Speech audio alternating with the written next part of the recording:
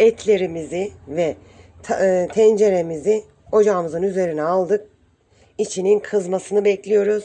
Kuşbaşı etlerimizi içine atıp 15-20 dakika onun içinde kısık ateşte pişireceğiz. Etlerimizi tenceremizin içine atıyoruz.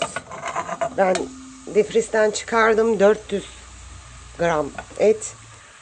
Kapağını da kapatıyorum. Ara ara karıştırıyoruz. Küp küp doğramış olduğumuz patatesleri tepsimizin içine koyduk. Yağlı kağıt sererek içine. Şimdi damak zevkimize göre, yani oranını siz ayarlayın. Bir çay kaşığının ucunda da olabilir. Karabiber, kimyon, bir de kırmızı biber eşliğinde zeytinyağı gezdirelim. Karıştıralım. Fırına verelim. Evet, etlerimiz pişti. Bakın suyunu da çekti.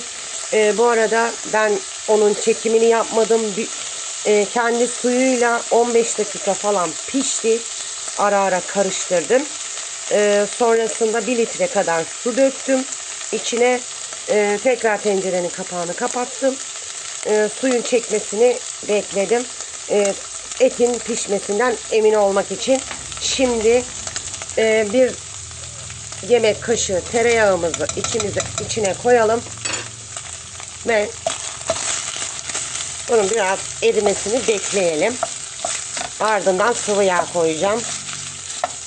Etin pişmesinden emin olalım ki diğer malzemeleri koyalım. 2 yemek kaşığı kadar da zeytinyağımızı içine dökelim.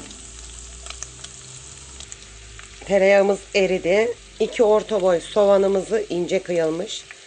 1 kapya biberimizi, 1 yeşil biberimizi içine koyup kavrulana kadar pişirelim. Soğanımız, biberlerimiz güzelce kavruldu. Bakın. Şimdi 2 orta boy rendelenmiş domatesimizi içine alıyoruz. Ve 1 yemek kaşığı salçamızla koyuyoruz. Karıştırıyoruz. Domatesimiz ve salçamız da kavruldu.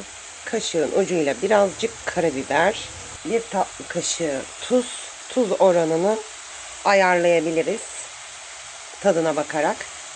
Birazcık kekik. Birazcık da toz biber. Ve 7-8 su bardağı suyumuzu ilave edelim içine. Ilık su döktüm içine. Ve kaynamasını bekleyelim. Baharatı biraz az attım. Patatesleri kızartırken, fırına verirken onlara koymuştum. Kaynamış olan suyumuzun içine kızartmış olduğumuz patatesleri ekliyoruz. Kaşıkla karıştırdıktan sonra 15-20 dakika en düşük ateşte pişiriyoruz. Üzerini kapatıp pişmeye bırakıyoruz. Yemeğimiz pişti. Altını kapatıyorum.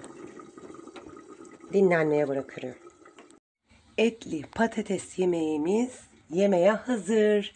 Deneyecek olanlara şimdiden afiyet olsun. Kanalımıza abone değilseniz abone, yorumlarınızı bekliyorum, desteklerinizi. Bir dahaki videoda görüşmek üzere. Allah'a emanet olun. Bay bay.